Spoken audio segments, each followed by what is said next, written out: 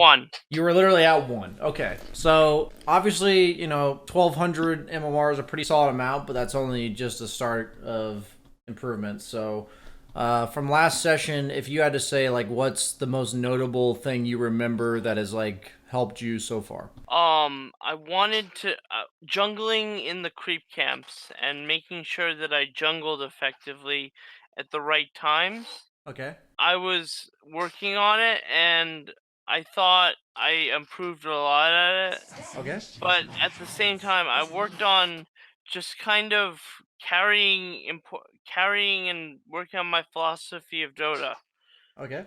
We kind of said So you needed, like, a philosophical rework on your approach to the game, so I so think what that's I really good. decided is that carries are the armor of Dota Armor, huh? because they build the items that decide the game. Okay. I don't necessarily see the armor analogy, but I can see what you're going for here. So, what uh what are you wanting to learn today? I want to learn how to deal with a situation in which your team is playing very well, but they can't go high ground against a enemy team. Okay, interesting. That is definitely a part of Dota, so we can definitely look into that. Do you have some replays in mind that we can look at for that? I have one replay. Okay. I assume that's not going to take up our entire session unless it's No, like just it's an not. amazing replay. Not. So yeah, we'll And check then out that first. we'll do laning Okay, sounds good. because I there's a basic laning replay that I did with as Anti-mage. So if your first So replay is about ending the game or like going high ground, what I'm gonna do is do my best to give you some general tips and like if you remember last time, I kind of gave you questions to ask yourself, ways to yeah, think about things, and I'm gonna give you as much specific to the situation answers, but general questions about what you need to ask yourself when thinking about going high ground. Like, when do I go high ground? How do I go high ground? Who hits the towers? That kind of stuff. So go ahead and link me the replay in Discord whenever you're ready. I'll I'll share screen with you on Discord as well. Stream Dota 2. You can watch the stream as well if you want that. It's gonna be better quality on stream. It's up to you what you want to do. If this I is just watch it tolerable on quality, it's live, so it's better. But tolerable. what's up? No, it's tolerable. I'm Okay, just looking. cool. So this game's about high ground, huh? It or what? Yeah, and they had a nature's prophet, and it was impossible to go high ground against him. Okay, So I'll I watch. don't know I'll if see I picked the what wrong time in the hero. game do you want me to fast forward to?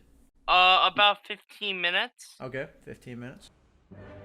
So I'm just gonna look at the 15. because Go ahead. we're ready to go high ground in 15 You minutes. guys are ready to go high ground in 15 minutes. Yep, because my jug build, Deso Scotty, goes high ground in 15 minutes. Okay. So you say Deso Scotty goes high ground in 15 minutes. It's 15 minutes. You don't even have Deso. No, but we were almost ready. I was about to get Deso, and I wanted to go high ground at like 20 minutes, and we were pushing down the top towers, and this was the problem, is that I lane well, but I didn't get enough farm out of the lane to maybe go high ground, because they did a level 1 Roche. You want to go back and look at that? No, Maybe. no, that's fine. I so we've had 2 sessions together, right? It was 2. Yes, Okay. 2. So the first session we kind of talked about. Let's just say I think I was kind of gentle on you for the first session, and then the second session, you as well as a couple of your friends said you just need to put him in his fucking place and tell him what he needs to do to get better. I don't know if that's true, but No, that's what I because was told. You said that to some extent, and they said that to some extent. So okay, I'm just telling you how I saw it, and I'm going to tell you now how I see it.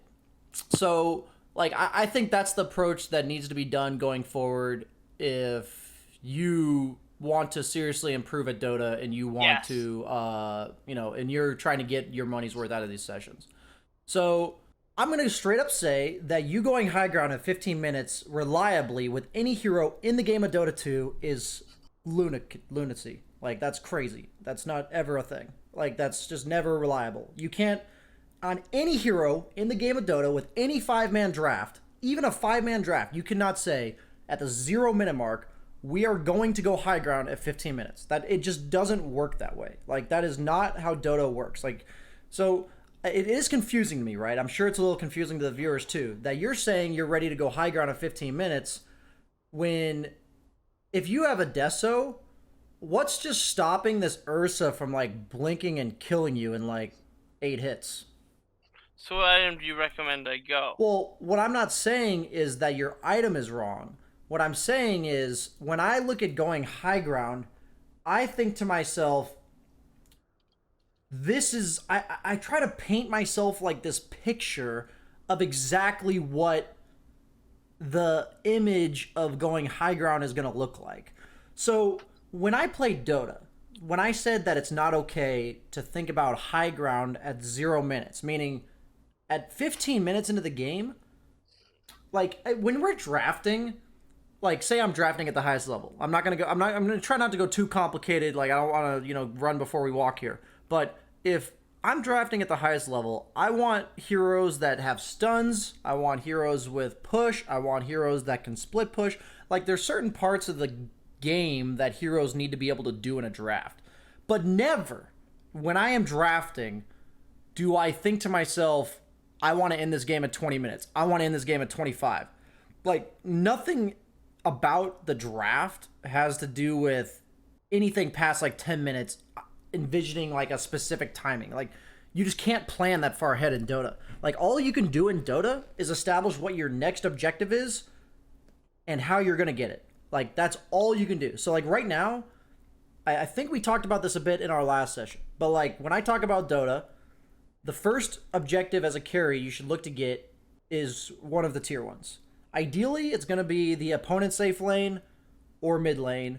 If you're snowballing your lane, it's going to be your lane, meaning like you can just kill the tower in your lane. I would say 70% of games, it's the opponent's safe lane, 25% of games, it's the mid lane, and 5% of games, it's your safe lane. So it's like, the reason why I'm telling you this is you're talking to me about going high ground, and there's 5 outer towers on right now. Like, if somebody in my game mentioned going high ground in this scenario, I'd be like, what are you talking about? We have to take 4 towers and a Roche before we even go high ground. Like, I don't give a shit how we go high ground. So, like, if you ask me, like, what the proper item to go high ground is right now, I'd say that's non-existent because there's 5 objectives between high ground and you. So, what I'm trying to... I don't really know, like, the best approach to this, but you need to, like, wipe that from your mind. Like, that just needs to, like straight out the window, because at this point, if you can't focus on getting the tier 1 first, like, you're just itemizing improperly. So right now, I look at Jug, and I think your 3 abilities cost 430 mana. You have 387 maximum mana with no wand and no mana regen. So just in general as a hero, if the enemy team's any good, they're going to fight you, and you just don't have enough mana to cast your spells. And then you just can't fight them. So if you can't fight them, you're never taking buildings. Like, you could argue, like, hey, they're not going to defend their buildings. Like, I just kill it with a death. So it's like, any player above 4K, are they going to defend their buildings? Like, yes, they're going to defend their buildings. And we talked about last time, we don't want to play according to how good or bad our opponents are, because that's just wrong. Like, if you're playing like your opponents are 1K, then guess what MMR you're going to be forever? 1K, because you're not going to beat people that are better than 1K. So I'm trying not to be too harsh, but I'm also trying to be like, snap out of it, because this is not an acceptable way to think about Dota. It just is not okay to think about high ground at 16 minutes when they have 5 outer tier towers. What if you're doing a pro strategy? If you're on a pro team. What I'm saying, if I'm on a pro team, is I'm thinking, how do we get this top tier 1? Because that's my next objective on the map here. And all that matters to me is how I get this top tier 1. And once I get that top tier 1, how do I get this top tier 2? And once I get that top tier 2, how do I get Roche? Once I get Roche, do we go in these 2 towers? Do we go for this tower? And once we get those 2 towers, or maybe this tower, then we go high ground. And once we're going high ground, because that's our next objective. Then I think, how do we go high ground? Like, I'm not even considering high ground. Like, I'm not allowed to consider high ground because, like, what's the, like, I'm trying to think of a good analogy for this, but you're thinking like 5 steps ahead. It's kind of like, how should I, like, I've been watching a lot of MasterChef, so it's like, you know, how should I plate my dish when I haven't even cooked it yet? Like, that doesn't work. Like, I have to cook it first so I see what it looks like, and then I decide what the best way to put it on the plate is. Like, I can't just envision the end product when I haven't done the first 10 things that need to be done first. So when you're asking, like, last time I tried to give you a dramatic shift in your perspective of Dota. Like, so much can happen in Dota, even with a perfectly planned out draft, a perfectly planned out strategy. Like, I saw it in one of these games. Like, one team was really far ahead. The Jug Omni slashed and jumped to a neutral. And instead of killing the gyro for free, he died because he didn't kill, like, because he Omni slashed and jumped to a neutral that was randomly walking out from, like, an AoE damage effect. And instead of winning the game right there, they ended up losing 50 minutes later. Like, there's just so many unpredictable factors in Dota that you can't go more than one step ahead. Like, you just can't, because between the time that you're trying to accomplish the next step, so much can go wrong. Like, for either team. Like, maybe your plan is to do exactly what I said, where it's like, go here, then here, then here, and then here. But, like, what if at the tier 2, they just feed 4 heroes with no buyback? You're like, oh, I guess we go high ground now. Like, okay. Like, that changes the plan, but okay. Like, that's fine. Like, things can go right, too, that change the plan. Like, oftentimes you're not expecting it. Like, even in my bracket, somebody will do something really stupid, and you're like, well, I guess we just rax them. Like, okay. So, like, that happens, too. But the thing for that is, I'm always envisioning, you know, this is why I can't go high ground. So if this hero's alive or whatever, I'm not going to try to go high ground. But, like, in this game, if we look at the net worths, like, how much impact do you expect to have in this game? Like, right now, you're below all 3 cores on the dire side, and you have no items. So, like, how do you expect to have impact in this game? Like, you're not going to. You don't have any say. Like, as a carry, if you don't have strong enough items to do something at the current moment, like, you have no ability to dictate the game. Like, you can't be like, yeah, guys, let's do this. Like, if there's somebody in my games who has no items because they had a rough lane or whatever, and they haven't hit their timing yet, and they try to tell me to do something, it's just bad, because the hero that's strong and the most farmed is the one who dictates that. So my question is, who's the strongest hero on your team right now? It's Tinker, right? Looking at the net worths. You have a Ricky who is rushing Butterfly. You know, you have to think to yourself, I'm in the same game as this guy who's rushing Butterfly. That should wake me up a bit. And then, because that's terrible.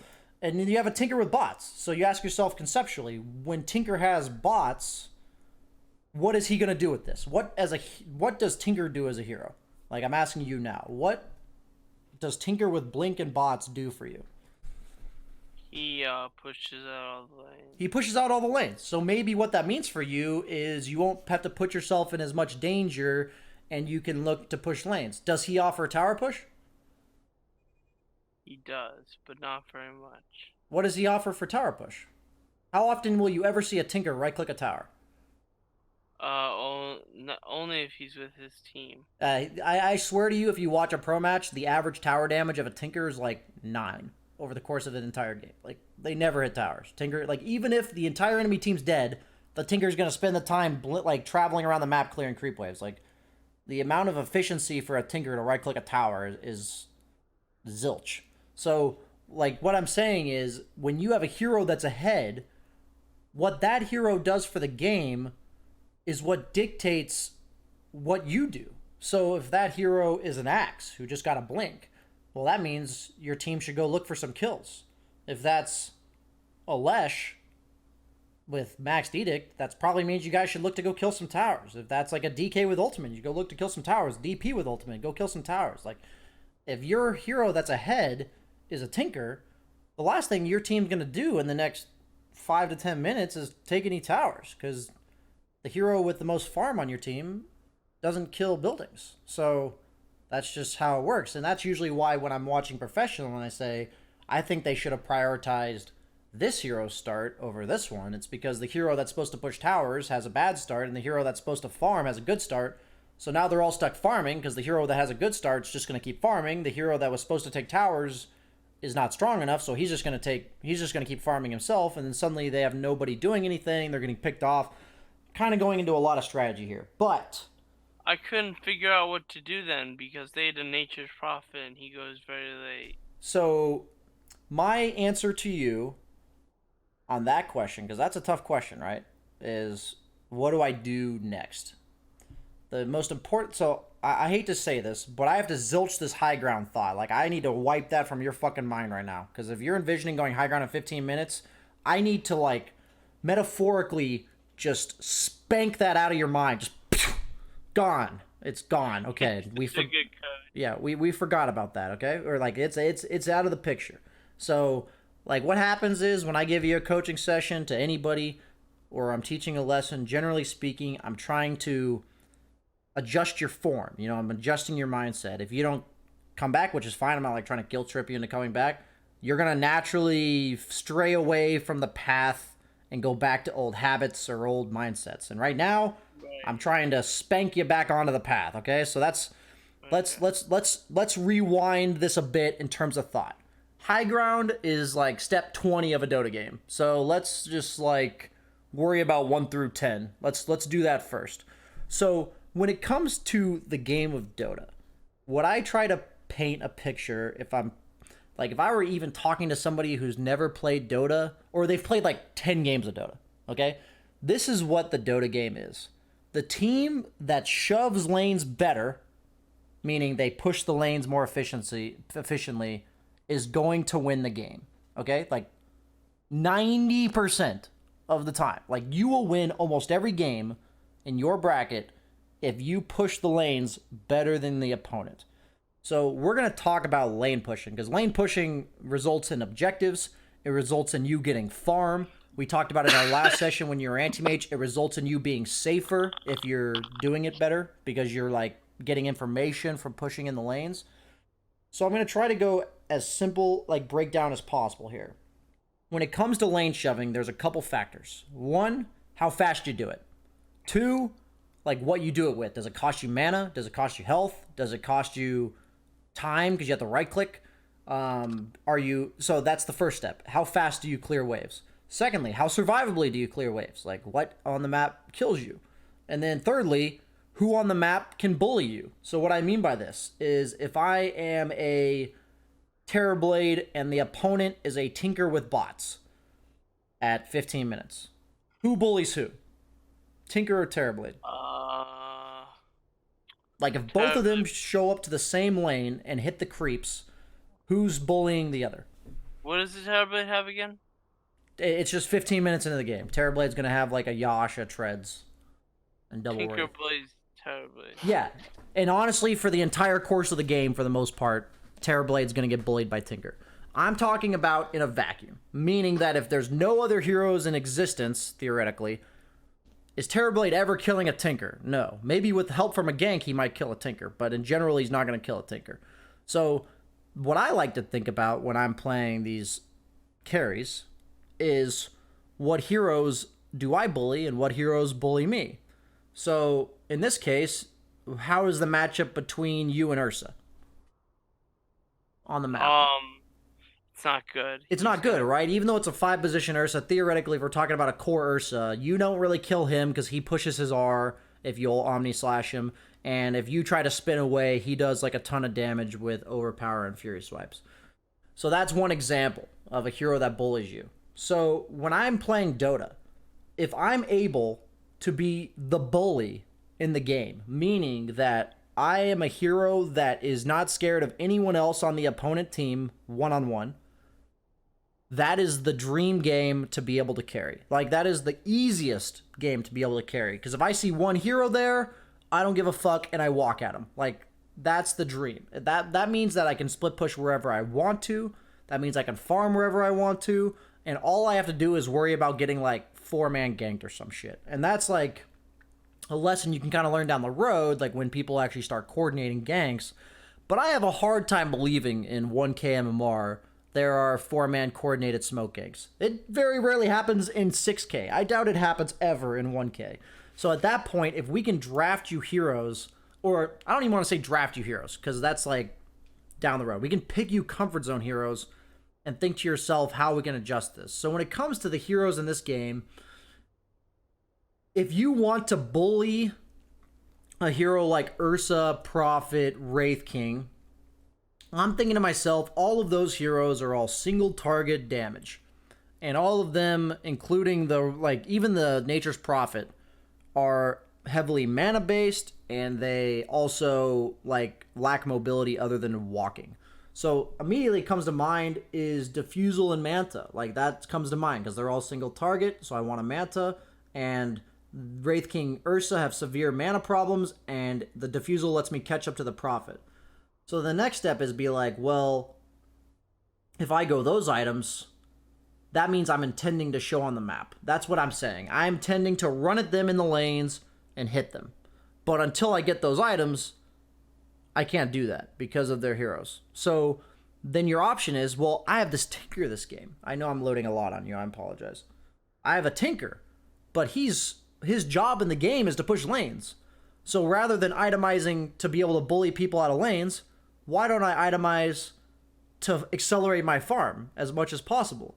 You could even argue in your tier, especially, to go Battle Fury this game because you're against a Wraith King who has the skeletons, and you're against a Prophet who's going to tree you for the entire game.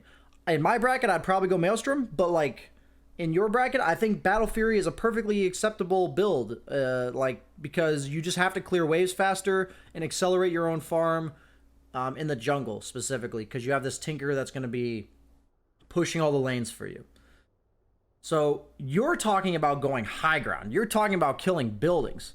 If the lanes aren't shoved in, none of that fucking happens. None of it. If all 3 lanes are shoved into your side of the map, there's no objective to be taken. That's why I'm emphasizing this. Who gives a shit about objectives if the lanes aren't pushed? That's it just doesn't work that way. If all the lanes are on your side of the map, you're never getting an objective. So why I'm telling you to think about lane shoving is because if you understand lane shoving, there's just going to be random objectives that are just kind of handed to you.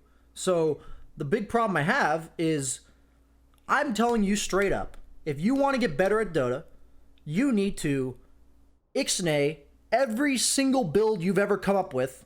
And if it's a fucking a hero that's being played in competitive right now, such as Jug, you need to go to the watch tab, you need to go to a tournament, and you need to find the first Jug game you can find, and you copy paste that build and build it for the next 30 games.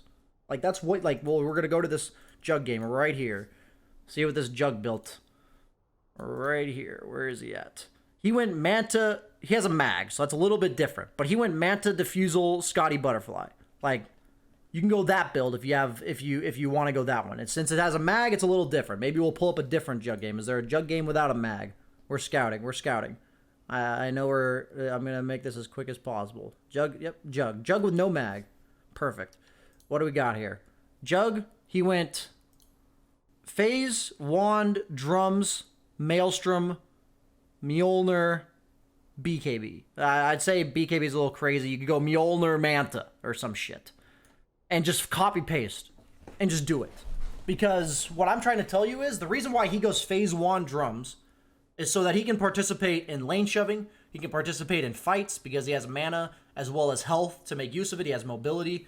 In your build right now, you have effectively 4 armor given to you from your items, meaning that your items give you no stats, no armor other than the 4 armor, and they just don't give you any regen, sustain. These are all things to think about. So if you want to learn these things that I'm talking about now, I honestly think the first step for you is to copy paste these item builds that these players are doing in professional matches and just acknowledge, kind of like I did in the past. I did this at one point. These players are better than me. Rather than trying to come up with my own shit, I need to come up with why they're doing what they're doing and attempt to understand it. This guy ended up throwing the game, but his build up until this point was really good. He just dove tier 4s and died. It was really bad. But up until this point, his itemization was really good. So what I want to do going forward, man, is what are your 5 favorite carries? I'm going to type these in our little Discord chat. What are your 5 favorite carries? Um. I know Anti-mage is on there. Anti-mage, Okay. Jug, uh, Weaver, Okay. Morphling, and Spectre. Okay. That's fine. Like, I think at brackets that are, say, below 5K, and for the most part, you can pick whatever the fuck you want. If you play it well, you're going to gain MMR. Like, that's my opinion. Like, as you start getting really high up in the brackets, you'll have to start, expanding your hero pool, playing what's meta. But at the current moment, we need you to be a 4K caliber Anti-mage, Jug, Weaver, Morphling, Spectre player. And what I'm also going to say to you is what my approach to you playing these 5 heroes is. If you want to play another hero, say you want to play Chaos Knight or you want to play Void, like if you want to expand upon it, you're going to need to take the exact same approach with that hero as you take with these 5, okay? So what I mean is, the cool thing about your favorite heroes, when I play heroes like Slark, I don't have to think very much because I understand Slark's timing so much, purely from just playing him over and over. But what you can gain from like learning a new hero is you have to get those things. Like, you can't get those things by watching. Like, you can say you've never played Jug before. Say we've never played Jug before. Say there's some guy in chat that's trying to learn Jug and he's never played him before. He can just look at this item build and go, okay, I'm going to build these items and I'm going to see what problems I run into. Like, maybe I die. Maybe I can't push lanes. Maybe I do no damage. Like, whatever the item build he has, maybe he just realizes there's problems. And at the highest level, when I'm like copy pasting somebody I'm watching, what I'll do is I'll build their items and I'll be like, because I had these items, I couldn't do this. So maybe next time, instead of going this item, I'll go this one. Because it's not like pro players are perfect, but for the most part, their items are very good for the most part. So I'll watch them and I'll be like, wow, I ran into some problems. But for the most part, for the first like 10 or 15 games that I'm playing a hero, I'm just spam building the items that I saw them build. So I can understand why these items are good, like what went wrong when I bought them, like what my strengths were, what my weaknesses were. So you have these 5 heroes right now. Your homework, because I don't want to take too much of our coaching session, is to go into the last 5 replays of each of these heroes that you can find in a pro tournament match and copy paste that build and run it each on your next 20 anti-mage games. You're copy pasting that build. The next 20 Jug games you play, you're copy pasting that build. The next 20 Weaver games you play, you're copy pasting that build. Like, whatever build you like. When I said the last 5 games, there's different playstyles on Weaver. Some people will go, Treads Diffusal and run around being really aggressive. Other players, like Mason that I had the other day, went Maelstrom Lincolns back into Mjolnir, and he did like this very farm efficient, sustain, run around the map farming build. It's like, there's different play styles to every hero. So I want you to look at like the last 5 games of these heroes in competitive Dota and be like, I think this one fits me the most. That looks like fun, or like that looks like my play style, and I'm going to build it. I assure you, in the last 10 years, no, not 10, 5 years, there has not been a single Jug that has gone phase boots Deso. Not a single one. Like, and I'm not saying that in a mean way. I'm saying that in it's just not the best build ever. That's like how I look at Dota. Like, maybe this guy's build is not perfect, or maybe it's not the best build in this specific game, but it's a good enough build to make this guy 8K. Like, this guy is 8K MMR. He got there building these items, so it must be good enough to get him to 8K. It may not have been the best build, but your items right now, as of now, are good enough to make you 1.2K. And anybody that's 3K, it makes them good enough to be 3K.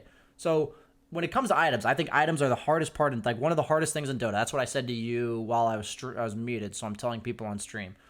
And what I want you to do going forward, if you want to break this game down simply for you to improve, I'm really, when I take people that are, I'd say anywhere below 4K, doesn't matter where you are, I try to break it down to give you very clearly what I want you to work on. Because I think that if you try to work on everything at once, then you're going to learn nothing. That's kind of how I view it. So like, if you're thinking about going high ground, I could probably, if I took the time, I could probably list 50 things between the minute mark of 15 minutes and the time you're going high ground that you could consider when going high ground.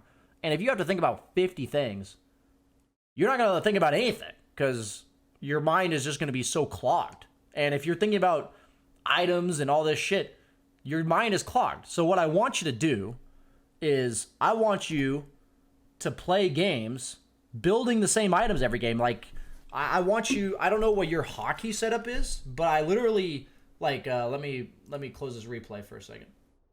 I want you to, this is the homework. I'm giving you a very specific laid out game plan for you to get better at Dota in the short term. So, you'll pull up Jug.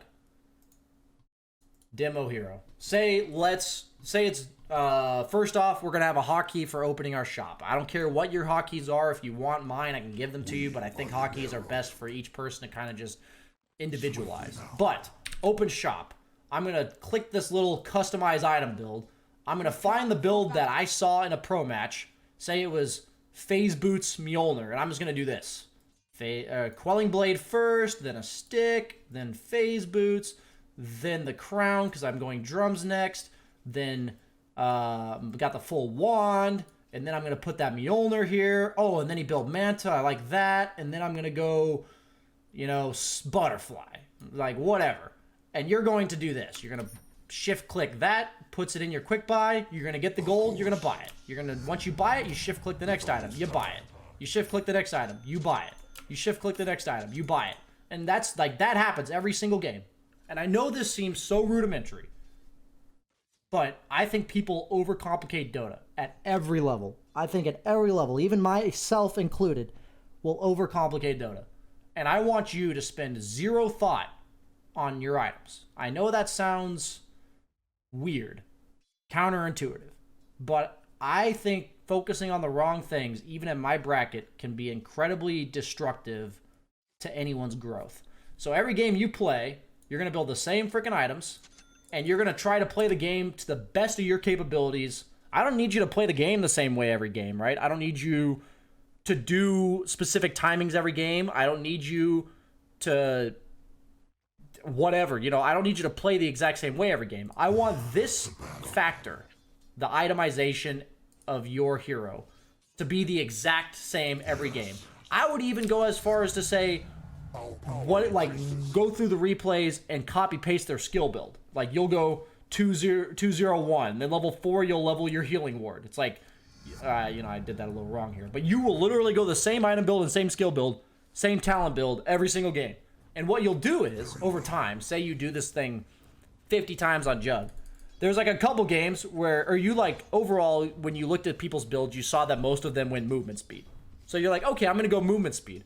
But then there's a few games where, in the early to mid game, you got bursted down. Say you got like, Lena stunned into Laguna Blade into a nuke of some sort. And you're like, wow, that game specifically, I really needed to tank up. I wish I had gone all stats. And that's how you're going to start personalizing your builds in terms of skill builds, talents, items. So like, say you build drums and then you just didn't fight for the next 15 minutes. And you're like, wow, I could have just gone Battle Fury, or I could have just gone Mjolnir. Like, that's fine. If you don't like the drums, you don't think you're like an early game fighting type player, then by all means, build Battle Fury every fucking game. I really don't care. Like, if you're doing it efficiently, as long as it has, like, a reason, meaning, like, Battle Fury on Jug. Yes, it may not be the best item this patch, but it's not, like, a terrible item. It's not like you can build Dag on Jug every game and win. Like, that's not going to work, right? Like, Battle Fury Jug's a reasonable build. So if you want to go phase Battle Fury, honestly, if I'm Jug, when I was getting better, I just built phase, Battle Fury, Manta, Silver Edge. Like, if you want my advice and your bracket to solo carry the game, it looks something like this. Like, that's your 6 slots right here. Like, I would go this. I'm pretty sure I could go this build in 100% of 1K games and win every single one without a doubt with, honestly, 1100 GPM. Like, I am certain I could do that. Like, it's that if you want to do this, like, solo carry build, I think the best solo carry items are anything that helps you farm faster. Battle Fury, Mjolnir. Every hero's a bit different, right? But, like, when it comes to melee carries, it's Battle Fury and Mjolnir. And then I think Manta on Agi heroes is just like a super luxury item, makes you farm faster, makes you more survivable. And then people don't buy detection, so Silver Edge lets you get around the map without dying. It lets you potentially get solo pickoffs. And then you go these high ground ending the game items. So I'm giving you what I paint as a picture for the game. First, laning stage power. Second item is a sustained farming item, which lets me farm faster and it lets me push waves. Third item lets me do that faster, but also more survivably, right? So now I can do even more farm faster, and I do it where I don't die to silences anymore. And then the next item makes it so that I can go around faster because it gives me stats and I do more damage, but it also lets me look for kills, and also, like, if they don't buy detection, I'm punishing them. Next item gives me pure damage. Like, that's all Butterfly is. Like, yeah, you have evasion or whatever, but this is a shit ton of damage. So what this will do, maybe let me hit Roche. Maybe let me hit some towers during spin. Last item gives me some health. This Scotty could be like an Abyssal or some shit. Or a Satanic, whatever. So it's like, it gives me some health. So what this health item does is it lets me walk up to a tier 3 with 1200 health and like walk up like this. And if the enemy wants to hit me, I just do this, hit it for 4 seconds, and then I back off. And I guarantee you, in your bracket, you'll win every single game if you do this efficiently. You'll walk up to the tier 3, hit it for, 600 damage because you do a bajillion damage with his items, and you'll win. Like, that's what's going to happen. So I know you like to play carry. I know you like to be this efficient player. I've argued that in your bracket, you don't have to show up to a single fight to win the game. Like, I've argued that. Meaning, like, you don't have to show up to a single... Well, yeah, you can show up to not a single 5v5, and you'll be able to win most games if your farming efficiency is high, because the people in your bracket are so bad at farming that you'll just have double their net worth and you'll beat them. Like, that's what's going to happen. So what I advertise when I'm talking about learning to play carry and solo carrying the game efficiency is questions. First off, buy the boots that are best for you, whatever it is. Treads, phase, whatever. Next item needs to be a farming accelerant, whether that item is like drums that gives you mana to work with, whether it's Battle Fury, whether it's Mjolnir, whether you're a hero like Weaver where you need the mana and the survivability of Lincolns, similar to a Morphling. Next item makes it so you do that faster, and it makes it so that you do it more survivably. So you can do that with a Blink Dagger, you can do that with Manta type items, you can do it with a Shadow Blade, you can do it with just a Sanjin Yasha, you can do it with, honestly, Mjolnir, like, because it makes you do more damage. Like, all of these items make you do it even faster. So you go, first item is sustained farming. Next item, accelerating item. Third item is like a kill item. So it can be a nullifier, a Shadow Blade. I think Shadow Blade's the best one overall because it makes you move faster, it makes you attack faster, and people don't buy detection.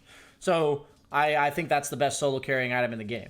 And then the last two items are what are the strongest items for my specific hero. For Spectre, that's like a heart. For Weaver, that's probably like, a damage item, because Weaver's problems are usually damage. So like an MKB or a Daedalus or a Bloodthorn. For Jug, it's just like pure stats and tankiness. Like those are the items that if a Jug didn't have to worry about anything, if he wanted to go the same build every single game, these would be the items I go. So let's look at your heroes. Anti-mage, pretty straightforward. You're going Battle Fury, Manta, Abyssal, Butterfly, whatever the fuck you want to go after that. You can go, Monkey Game Bar. Yeah, MKB's fine. You want to do that every single fucking game? I really think it's fine. Like, I actually think you could win. Your games are not going to be decided by your itemization. They're going to be decided by, okay, as long as your itemization is not terrible. Just really emphasizing that. Which none of these items we're talking about are terrible. You pull up Weaver. You want to go Lincoln's, Mjolnir, Dragonlance or BKB or whatever for yourself. Manta, even if you want to deal with silences, like some item that makes you more survivable. And then you go for the MKB. Oh, yeah. You know what? I'll literally pull up Mason's Weaver game, because this is like the perfect game. Is it this one? These are the items he went. This is like the... Okay, ignore the Battle Fury. But, because they were literally winning by so much that he was just digging off. So in the early game, where is Weaver here? He went double Wraithband into Maelstrom into Perseverance for regen, and he was going to build it into a Lincoln's, but they were just crushing us, so he didn't. So at this point, when you have these items, you can be like, well, my choice is to either finish the Mjolnir first or finish the Lincoln's. The question is, do I need more survivability or not? If I don't, I go Mjolnir. If I do, I go Linken's. So he went Mjolnir. And then you go Linken's. So I'd say like double Wraithband, Wand, Maelstrom, Perseverance, and then back into Linken's or Mjolnir. And then at that point, you can go damage items. So you could go Daedalus, you could go MKB. These are all personal preferences. I'm just telling you what the item has to do. So damage, whatever damage item you would like to do, Bloodthorn, any of these items. And then after that damage item, I would say a health item. So that could be Scotty, it could be Satanic even, like almost every carry this patch is building a Satanic. It could be even Heart of Tarask is not insane, but I like, there's usually better items. So then you build a health item, and then you build a kill item. So I'd say a kill item would be, if you don't already have it, a Bloodthorn, a Nullifier, like even like a Sheep or something like that gives you the ability to kill people. And then you're 6 slotted. Like if you do that every single game on Weaver, you're going to farm efficiently, meaning your items are not stopping you from doing this. This is the emphasis. You're farming efficiently. You're able to sustain on the map, push waves. You're able to potentially kill people if they're by themselves, and in your bracket there's going to be people that are alone. And then you're going to be able to go high ground because you have damage, you have survivability, and you have overall sustain and health. So like you can like on Weaver, nice thing about Weaver is his Saguchi late game at level 25 allows him to like push top, force reactions, and then just run at 750 move speed all the way to bottom and hit that tower. So you'll learn like, hey, on Weaver I've realized I can't take the Jug approach. On Jug, I walk up to the tower, spin, and hit it for 4 seconds and back off, regardless of what the opponent is doing. But like on Weaver, maybe I have to force them there and then go to the other side and hit that one. But the point is, if you're building the same items and going for the same game plan, you're going to run into issues and you're going to self-correct. You're going to be like, okay, Weaver only wins the game this way. Jug only wins the game this way. Spectre only wins the game this way. It's like, so on Spectre, I would say Treads or Phase, whatever you fits your playstyle better. Soul Ring into Radiance Manta. Like, that's what I would go probably every single game. Maybe with a Wraithband thrown in there. Like, so you could go, I would copy-paste on Spectre. I would say you go into your build, and you put Treads, a Wraithband, a Soul Ring, a Radiance, a Manta, and then from there you could go Heart or Abyssal, like some HP item, whatever you prefer, and then Butterfly and usually a kill item at that point. So it could be Abyssal, it could be Nullifier, it could be Bloodthorn, all these items that help you kill people. If you're wanting to solo carry games, you're going to have to be able to solo kill people, like, eventually. Like, with your 5th or 6th item, you have to be able to kill people. Otherwise, you're just not going to be able to end the game. So, say you're Spectre against a Tinker, you buy a Nullifier, because you push ult, you nullify the Tinker, and he dies. If you're a Spectre against, a Lifestealer, you buy a Basher 6th, so you can kill that guy. Whatever hero you're playing against, that last item needs to kill him. So the point is with these items, you go the same items for the first 4, and then the last item kills people. And whatever the heroes you're against, you say, how do I kill that guy? And you buy it. There's only like 4 kill items in the game. You got Abyssal, you got Bloodthorn, you got Sheepstick, and you got Nullifier. Those are the 4 kill items in the game. So that's one of your 4th items every single game. That's how I look at it. That's one of those 4 items is your absolute last item. Like, that's going to be your last item on the board. Okay, so I gave you Spectre. Looking at Morphling. Like, right, this patch, people are always going Ags. But if you don't prefer that build, or maybe next patch it gets nerfed, like, just pull up a replay and you want to go Linken's every game, you can go, Ags if you want. Depends on what build. I'd say Ags or Linken's. Into Linken's if you didn't already build it. Into Manta. Into E-Blade, Scotty, Butterfly. And like there you go. You got a Morphling build. Morphling doesn't really need to itemize to kill people in terms of like a Bloodthorn or whatever, because he just kills people. Like, Morphling doesn't really need a specific kill item to kill people. That hero just kills people. I'm trying to make sure we get as much out of this lesson, so I'm race carring through this, and if you want to go back and watch to get the notes on it, you can. We covered all 5. Okay, so what I want to talk about is I want you to give me the game that you wanted to talk about laning. Was it this jug game or was it No, a different I'll game? show you. Show me the other game, and we're going to talk about some fundamentals in the laning stage for you to focus on. I'm gonna give you, I think, one thing at each stage in the game to focus on, and I'm gonna tell you how to work on it mechanically, and then I'm gonna tell you a couple questions you can ask yourself. So whatever it is, maybe it's gonna be creep aggro, maybe it's gonna be farming efficiency in the mid game, maybe it's, we'll see what it is. We're gonna watch the replay, and I'm gonna point out some things to you, and go from there. So we got about, I always go about an hour, 20 hour and a half. So we got about 30 minutes to. I've mapped out what you need to do on these heroes. Now I'm going to give you a couple things because my goal with these items was that you don't have to think about your items.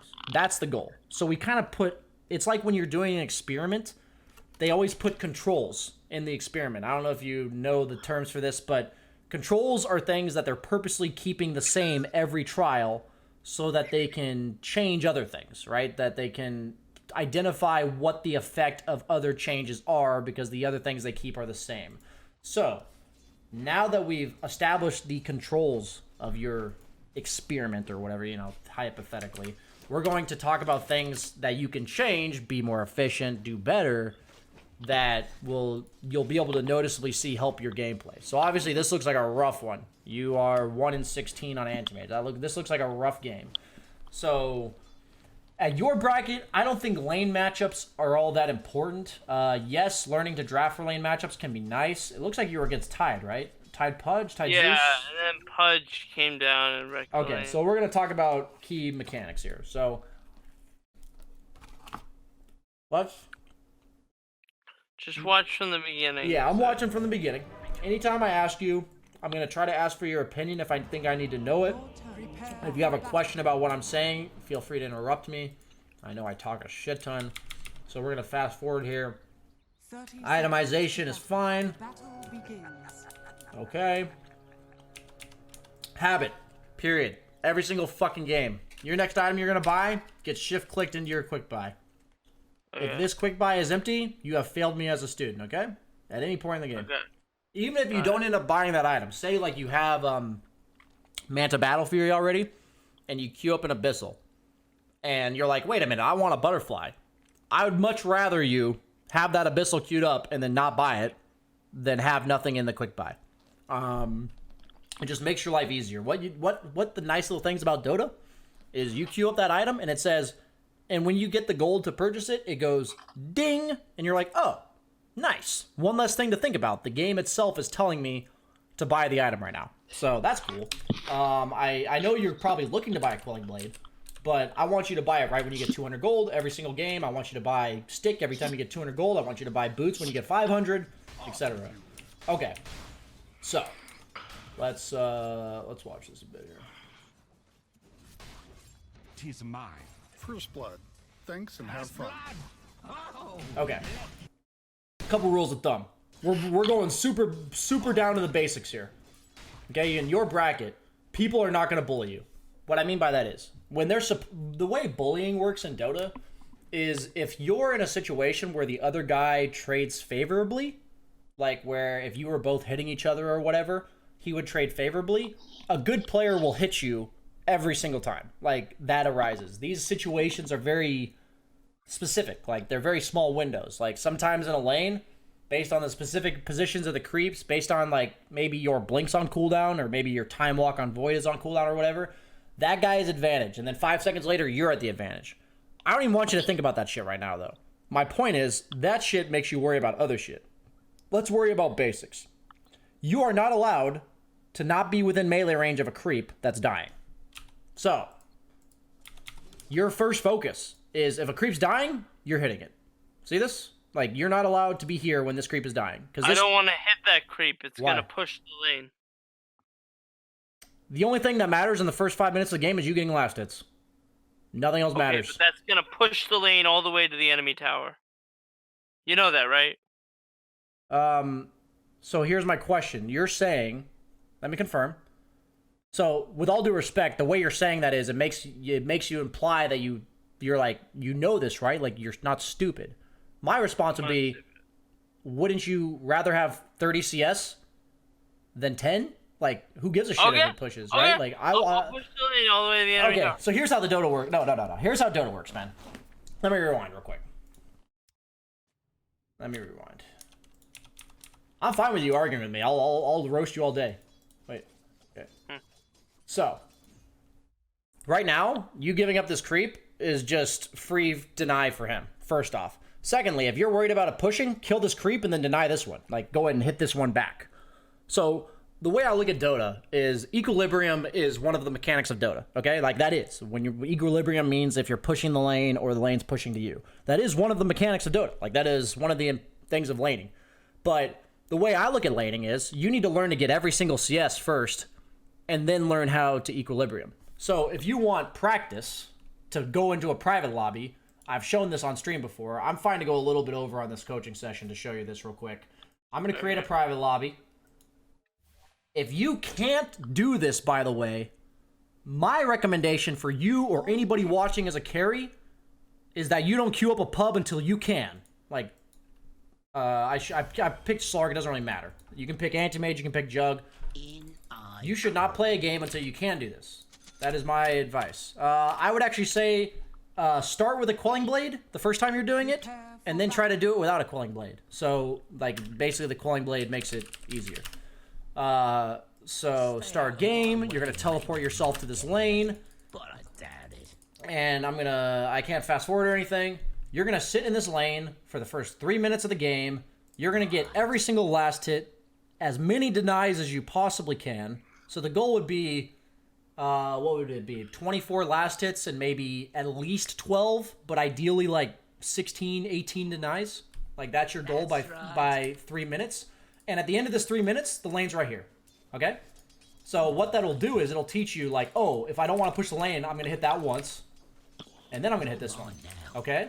And then you go here, make sure you're like, okay, want to make sure I don't push the lane because I'm going to have to hit that one to last hit it. So I'm going to deny this one. And then I'm going to kill this one. And then I'm going to deny this one. Oh, I missed that one. That's okay. Still got that last hit. Next wave should be like a clean slate. Make sure we get every last hit. Every deny. Deny. Deny. Notice how the lane has not moved a single time, and notice how many times I've had to deny creeps compared to hit them. I've had to deny like 5 creeps instead of, or I've had to hit them like 10 times when I've only last hit 5 creeps so far. Get it into tower and kill it. And then notice how my range creep is ideally trying to die before his. And then kill it. Keep that range creep outside of tower, because if it goes into tower, we've lost in terms of what we're trying to accomplish. You can leave this creep alive if you want. It makes it a little bit easier. And then you hit it.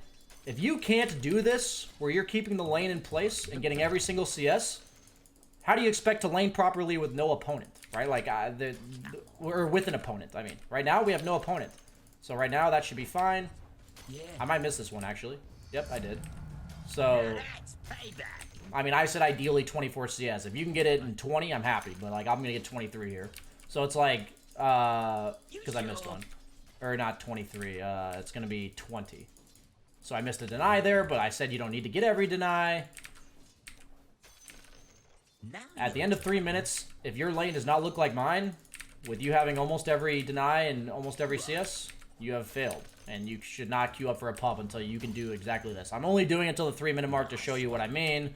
I know for the sake of it, I said I'd go a little bit over. I'm going to kill this, showing you exactly how I make sure I do it. I'm constantly monitoring. Right now, the lane's pushing, right? Shit. It is pushing. They have more creeps than I have more creeps than they do. So I need to start hitting these creeps immediately, the minute they get to half. Shit. Deny, deny, deny, deny. Like, otherwise this lane's gonna push. Panic, panic mode. Make sure I get that last hit. Deny.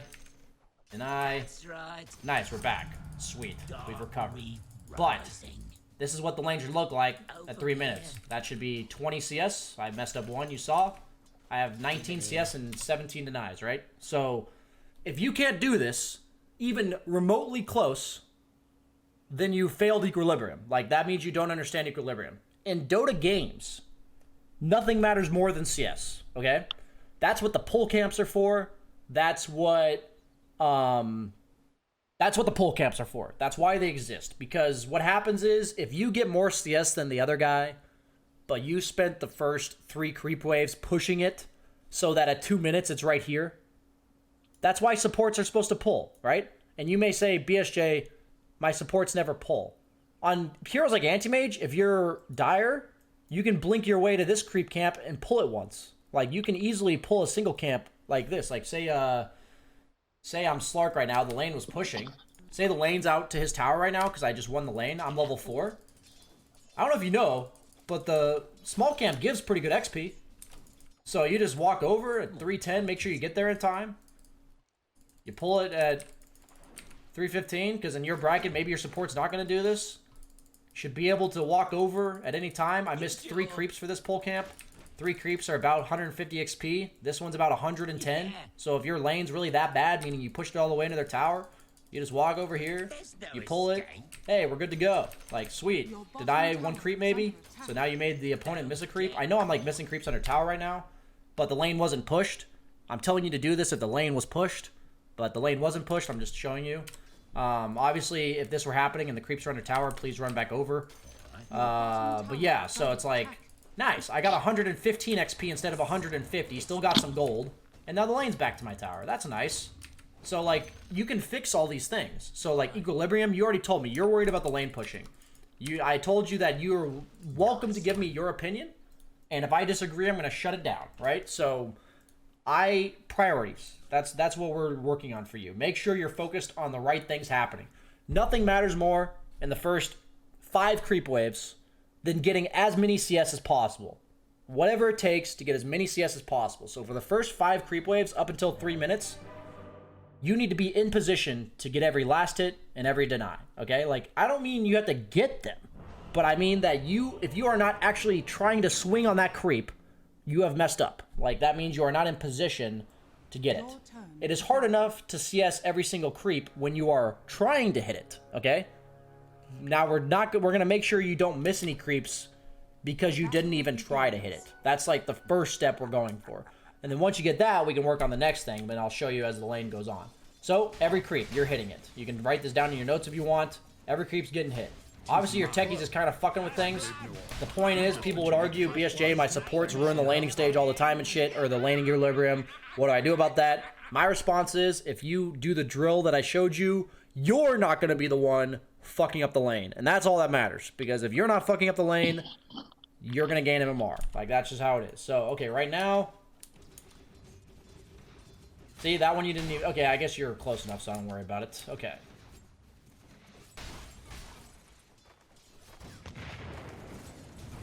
Okay, you got a kill. Nice. Lane pushed anyways, despite your efforts. Like, what I'm saying is, and if you're in a lane, it's pretty impossible to ever kill somebody or ever hit them without pushing the lane. So rather than worrying about pushing the lane, you should... worry about getting the last hits. Because right here, even despite your worry about missing that first CS because you were worried about pushing the lane pushed anyway. So I don't want you to not go for a kill because you're pushing the lane. So next step, guess what, buddy?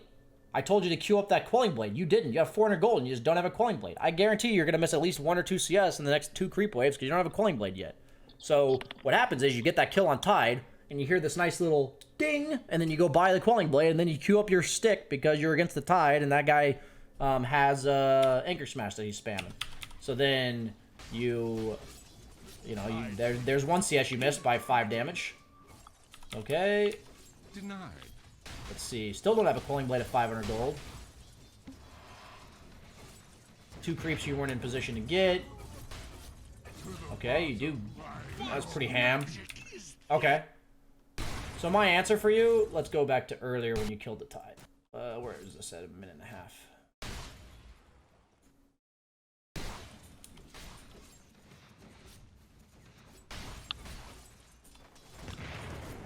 Okay, how many creeps did you miss to go for this kill? Pausing. Probably like 4 or 5. What do you mean? You're right here. You're pushing the lane. The creeps are dead now. You missed 2 creeps to get this kill, right? Right. So that's a perfectly acceptable kill.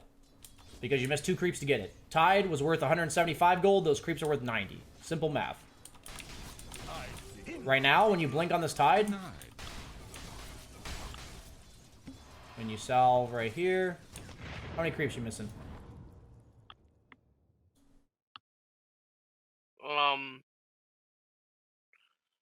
I'm missing, like, I don't know, actually. Do you know? At least 4.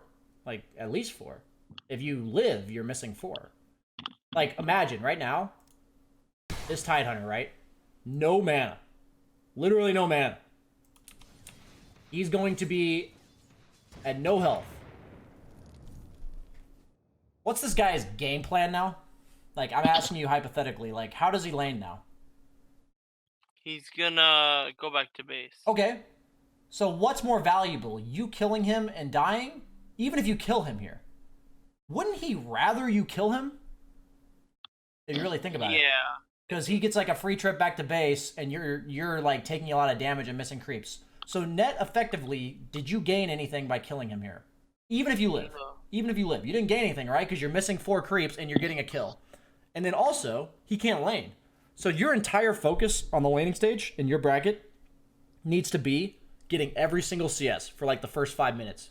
And you may say, BSJ, what about kill attempts? What about harass? My answer to you is if that harass or kill attempt is making you miss a creep, it's wrong. Like more than one creep, it's wrong. Like, if it's 2, you're kind of close, okay? Like, you can go for it if you want. If there's 3 creeps in your lane, you're not allowed to go kill that guy. Like, it's just, hold on to that. I know it sounds wrong, because eventually I'm basically going to be like, dude, I was just telling you that to make you not do it. Now that you're better, we can come back to it. Like, go for kills when it's proper. But right now, in your bracket, people are not going to harass you properly. Like, they're just not going to. If you are able to get every single CS, what's going to happen is you're going to get the CS, and you're going to have these little downtimes where you're like, oh, there are no creeps to kill right now. I could have hit him twice. Or I could have blinked on him and killed him while there were no creeps alive, right? Like, my priority in the first waves was that you're in position to get every single CS. My priority now is you don't go for kills unless there's no CS to get. Like, there has to be a CS there, or there has to be no creeps there to get to go for a kill. Like, right now, this guy's at no health. What if you just get this last hit, both of these denies, you get both of these denies before he comes back? You now have 4 denies, 4 CS, and this guy's going back to base. You're literally going to be like a level and a half ahead of him, and you have 4-3 and he has 6-4 right now. So even though you're down in CS, you could be like ahead of him by 4 denies and 3 last hits by the time he gets back, and then suddenly the lane's over because you have an extra 150 gold and an extra level and a half, and you're like, oh, I win this lane easy. But right now, instead, you blink on him and die. So it's like, my focus whenever I'm watching people is what their priorities are. Kills really mean nothing. Kills in Dota are a segue to get advantages because you killed the guy. Like, late game, you kill the guy so you can take objectives. Early game, you take the guy so you can farm, or you kill the guy so you can get more creeps. Like, that's why you're killing the guy. So guess what? In the late game, if we don't need kills to get their high ground, do we go for kills? No. Because if we need to go high ground and none of them need to be dead, then we can just walk high ground. Why go try to kill them? Like, a lot of times the solution to beating heroes like Anti-mage is to just 5-man before he can fight you. You don't even have to go kill him. You can just be like, oh, I'll just go walk at his high ground because we can kill their base. It's like, at this stage in the game, if your goal from kills is to get CS, then only kill the guy if he's stopping you from getting CS. Like, that's how I look at it. Like, if he's not preventing me from getting CS, I'm not killing him. So something you can remind yourself every time you go for a kill, if you want to like watch your own replay, like, this is how you can self-correct, is be like, did this kill attempt help me get creeps?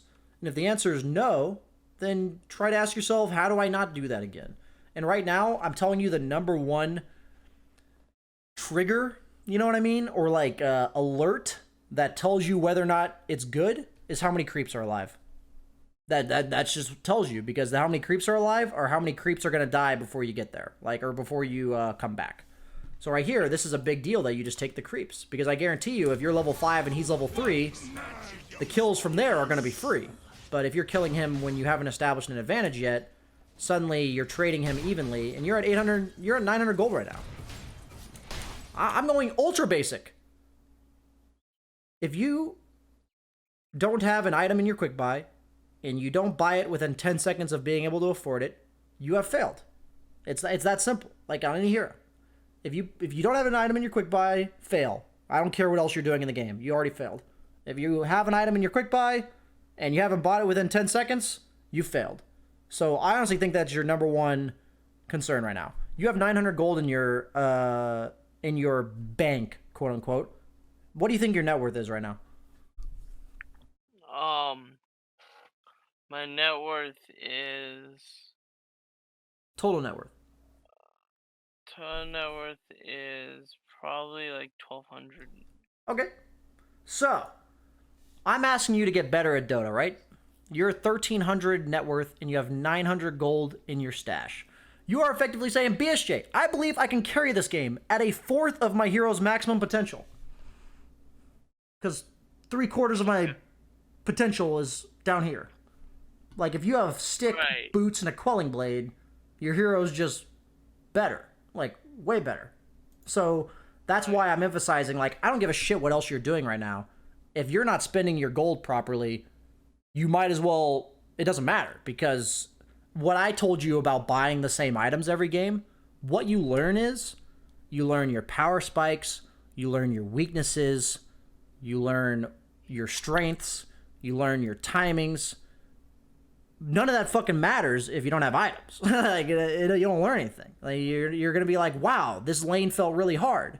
And my solution to you is, dude, just buy 900 gold worth of items. Like, that's the solution. Like, I can't give you anything further. It's like, once you buy the 900 gold of items, and then you run into problems, then we can actually be like, oh, this is how you fix the problem. So right now, I would say, in your games, like, if this isn't fixed, I genuinely couldn't give a rat's ass about anything else you're doing. Like, it doesn't matter. So now you buy this Ring of Health, but now you've died twice, and it's just, you're in this really awkward situation. I would arguably say that you've already ruined your own game at 4 minutes into the game. But, in this bracket, that's okay. Don't jungle. This isn't allowed. You're just not allowed to do this. Don't hit your creep. I know you went for like 1 creep. No, just return back to lane ASAP. If you don't feel like you can farm lane, what is your option? Does Anti-mage jungle quickly without a Battle Fury? No. No, right? So, what is your option if you can't farm lane? Why can't you farm this lane? My question for you, why can't you farm it? Because they're both too powerful for me. So you can't fight them because if you walk up, they're gonna do a bunch of damage to you and shit, right? Yeah. So, based on equilibrium, like meaning where the lane is, where could you farm this lane? Like, draw me a line where you feel like it's okay to farm this lane. Like, where is it? Is it here? Is it here? Where do you feel like it'd be safe enough to farm? Probably when they push it down to the tower. When they push it down to the tower. So, in your bracket, what if that guy just never pushes the lane? And he sits it right here. I don't know. Then you just never go back, right? What can you do to make the lane go into your tower? I can pull. Yeah. So do exactly what you're doing, but don't hit these creeps and pull them into your creep wave. And guess what? You're going to get this creep camp without losing nearly as much health because you're not actually tanking it. You're also going to kill it much faster because creeps do a lot of damage at this stage in the game. And then you're going to have the lane underneath your tower. And then you can farm it again. In your bracket, the thing is, people don't punish. It's that simple. Like, if they're ahead of you, in my bracket, right? Here's how I'm thinking if I'm tied. Here's how it works in my bracket. I'm tied. I've established an advantage on you. I say to my 4 position, hey, dude, this guy can't walk up into lane. If he walks up into lane, he's going to die or he's going to take like a ton of damage, whatever the matchup is. And then I'm going to say, dude, just make sure they don't pull. And if they don't pull, then the lane's going to stay right here. And the guy's not going to be able to farm it at all. So what I'm thinking is, from his perspective, in order to quote-unquote punish, the only thing you can do to fix your laning stage right now is to pull the lane such that it goes into your tower so you can farm it. Guess what this Tide is thinking? Right now, this Tide, this 1k Tide. He's thinking, herder, hit some creeps. Okay, that's what he's thinking. Like, he doesn't think any of this shit. Like, he doesn't give a shit. Like, cause like people in your bracket are going to struggle enough to play their own game rather than worrying about what your game is. In my bracket, we punish because we think, okay, this is what the opponent's going to do to recover, go kill them or prevent them from doing whatever that is. So, I'm telling you all these solutions to your problems. If you're going for these early kill attempts when there's creeps to farm, wrong. Stop doing that. If you're not buying items, wrong. Stop doing that. You're not allowed to skip Quelling Blade on any melee hero, by the way. Just not allowed. Like, this is never a thing. Your Quelling Blade will be your first item 98% of games in a pro match, and in your case, it should be 100%. It's 200 gold to give you a bonus 40% gold, or 40% damage against creeps. That is a lot. 200 gold for 40% damage is a lot. So, I say 40% because 24 out of 60 is 40%. So, you're going to pull this lane into your camp, or you're going to pull this camp into your lane, and then the lane's going to be under your tower, and then you're chilling. BSJ, what if my techies pushes the lane with his mines or blast off or some shit? Well, then you can chain pull, because I guarantee you, this Pudge is going to sit there. I guarantee you. These guys are not thinking, oh my god, what if Anti-mage is pulling? They just don't give a shit. They're not thinking that at all. You can just pull the lane and pull it back and farm the jungle camps with the creeps helping you. So, on top of what I said about the thing you should do for the first 3 minutes, where you're controlling lane equilibrium, you should practice chain pulling. You should be able to pull the camp into your lane, and you should be able to pull from here into this camp 9 out of 10 times. You should be able to do that correctly 9 out of 10 times with nobody contesting you. If you can't do that and you miss a pull, you're effectively delaying your lane farm by like a minute. That's what you're doing. And delaying lane farm by a minute in my bracket's game losing. In your bracket, it's like delaying your farm so it's harder for you to win. So at this spot, let's go ahead and fast forward. A lot of little fundamental things we've harped on so far. So, lane's near your tower. You already said this guy's stronger than you. The last thing you should ever do is blink on him. Okay, this Techies is being a great support here. I'm being sarcastic. Lane's pushing into tower.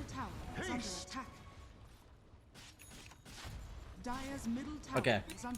When you're playing Anti-mage, you're not allowed to hit the tower. I'm actually going to say that right now. You're not allowed to hit that tower for like the first 10 minutes of the game. I don't give a shit. You're an Anti-mage. If you watch professional matches, the number of times that an Anti-mage is like pressuring the tier 1 in his lane is like 2%. That hero just doesn't kill buildings for the first 20 minutes of the game. Like, he needs like Treads, Battle Fury, and a Yasha before he's ever hitting buildings. So, my point is, if the lane's pushed, what I want you to do? If the lane's pushed into their tower, what do I want you to do? You want me to go back and pull the creep wave? Absolutely. So, when the lane's right here and it's early game, go ahead and pull that small camp. When the lane's all the way to the tower, pull the big camp. Guess what you also need in order to pull this big camp properly? What? A Quelling Blade. Kill some trees, otherwise there are trees in the way. So, Quelling Blade's super important item in literally a million ways. So, if the lane's in the tower, your focus right here, I'm like giving you little things to remind you. Right here, you kill this creep. You kill this creep. No more creeps to kill. Let's go pull. Guess what? You can easily make it to this small camp at 6:15. Easily. Easily can. Let your techies do whatever the fuck he's doing. Your supports are going to waste their time. BSJ, why are you telling him to push this lane? Or, sorry, why are you telling him to pull the camp? Isn't that his support's job? Absolutely. But the important part is you understand why the lane's supposed to be pulled. Because it's efficient. You're giving techies more farm. You're getting farm because you're pulling. You're probably going to lose 60 gold for pulling. Meaning, like, you're going to miss one wave in return for getting a camp. But what's going to happen is the lane's going to pull back. Your techies is going to get solo XP. The Pudge is going to get denied an entire creep wave.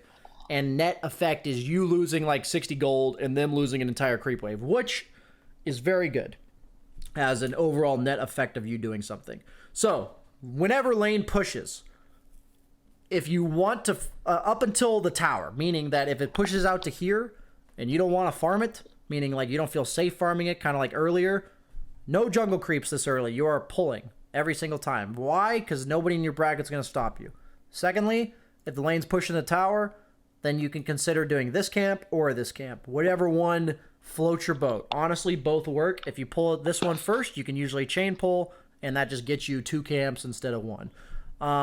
If you're playing a hero like Jug at this point, you don't even have to pull sometimes. You can literally just push the lane in because you're farming all the creeps, and then you walk over to the big camp and you spin it and you kill it because that just gives you extra gold. Like, you just got more gold because you went and killed the creep camp on top of the wave. So what's going to happen is, in my bracket, we look to push as many advantages as possible. That's what we try to do. So if we think we can take a tower, we try to take it. In your bracket, your goal should legitimately be to get 6 slotted as quickly as possible, because that's how you're going to solo carry the game. And once you can learn how to be efficient, that'll get you to like 4K, and then we can turn that efficiency into all the other stuff we talk about at high level Dota of how to really push advantages and timings and all that kind of crap. So right now, lane's pushing the tower, not allowed to push the tower. You're going to pull every creep wave that you can on any hero. If the hero can kill the camps quickly, such as Jug, sure, go ahead. Pretty much every carry can't do that, though. Okay, so Quelling Blade. This isn't allowed ever.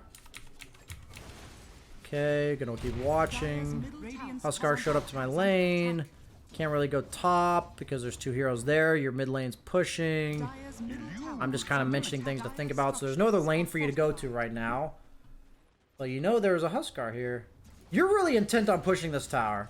I want you to get this out of your head right now. Anti-mage does not hit towers, period. This hero does not hit towers. Feel free to go watch a professional replay and show me an anti-mage hitting a tower unless all 5 heroes are showing in the first 10 minutes of the game. Meaning, like, the only exception to that is if the anti-mage sees all 5 enemy heroes here, and he's like, oh, I guess I have to push the tower. Like, that's their thought process. So, just take my word on that one. You're being inefficient because on anti-mage, all that matters is hitting your timings. Like, that's all that matters for anti-mage. On certain heroes, like Gyro and stuff, they're more concerned about being killable because, you know, anti-mage is very escapable, very survivable, while Gyro is not. So these types of heroes, the Gyros, they want to, like, kill as many buildings as possible because that gives you map control. That gives you, you know, more room on the map to be safe. On anti-mage's part, you just want to be as efficient as possible. We want to kill as many creeps as quickly as possible. Like, that's what we want to do. So, taking time to hit towers is simply not efficient on anti-mage because you're missing so many creeps because you kill the tower so slowly. Like, that's just, like, notice how much time we've spent hitting this tower, and it's taken 700 damage. And I honestly don't think it should have taken any. Like, I think it should just take 0. And you also took a lot of damage there. You took, you know, 300 health worth of damage.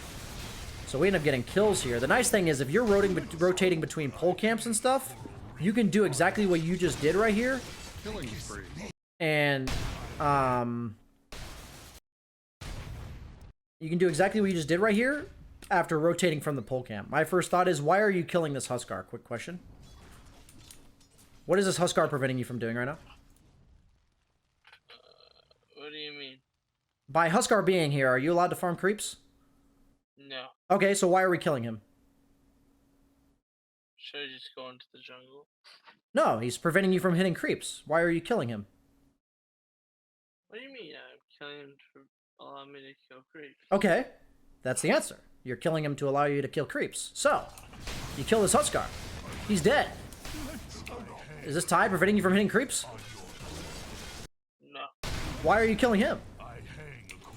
Right? I know this is like a replay, so you weren't able to, like, adjust to what I already told you. But Huskar preventing you from killing creeps. Fine, go kill him with your team. Tide, not preventing you from killing creeps. Don't kill that guy. Like, just let him do his thing. Like, it's just not worth it. Like, every kill, if you've noticed, that's been good, are ones where they're preventing you from killing creeps, and there's no creep to kill. The ones that have been bad, there's creeps to kill, and they're not preventing you from killing creeps. Right? Have you noticed the trend there between the times where the kill worked out and the times where the kill did not work? Did you notice that? What's happened so far? Yeah, I did. Okay, so try to keep that in mind. ask yourself, every time you're considering killing a guy in the first 15 minutes of the game, is this guy preventing me from hitting creeps? If the answer is no, you're not killing him. Because at the end of the day, if he's not preventing you from killing creeps, generally speaking, most of the time, you are preventing him from killing creeps. So what that means is you're just farming way more than he is. Very rarely are two heroes completely evenly trading. Very rarely. Like sometimes, yeah, okay, it happens. But almost always one hero is stronger than the other. Okay? There's some like really bad feedback in your mic. If it's preventable, try to do something about it. If not, I understand. So, point is though, really emphasize to yourself before you go to a kill attempt, am I not hitting creeps because of this guy? And that just has to be cleaned up. Because every time you've blinked on the guy when he's not preventing you, you've kind of just randomly died. Okay, so let's see what you do next. You go back to your safe lane. Okay, we've seen enough for the early game fundamentals. So let me think. Do you want to show me? Actually, it's 7:30 right now. Yeah, that's what's up. Do you have any final questions about what I've kind of given you? What I envision to be your plan to get better. Do you have any questions or disagreements or clarifications you need about what I've said? No, you've done a very good job of teaching me. Okay.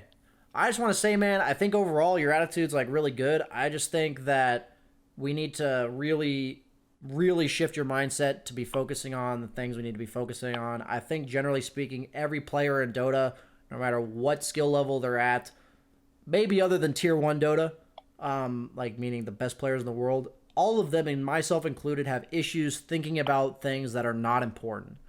So when I'm trying to coach you here, what I really want to drive home is when you're going into your future games, listen to this session and remember what I told you was important. If it wasn't listed by me as important, that is implying I don't believe it is important. Meaning, killing that tide is not important. Meaning, if you're allowed to hit creeps, nothing else matters. Like, as long as you're hitting creeps, as long as you're able to keep equilibrium when there's no opponent, those types of things, as long as you're pulling when the lane's pushed, those types of things are important to me.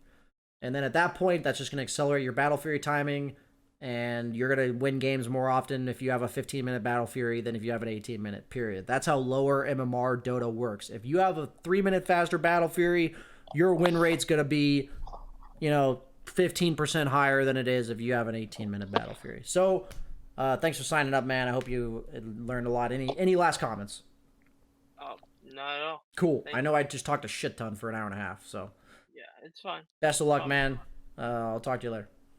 Talk to you later. I think it's really important, guys, that everyone keeps a mindset that I think he, out of everyone I've coached, has the most peculiar view of Dota. I don't even want to flame it. It's not something that I'm gonna judge. It's that if you come to me for coaching, or you're trying to learn from my stream, I'm going to drive home what I think is important, and I want to emphasize that that isn't necessarily the perfect answer to whatever question you have. I'm going to drive home what I think is important, what you should focus on, and it's your choice whether or not you do that.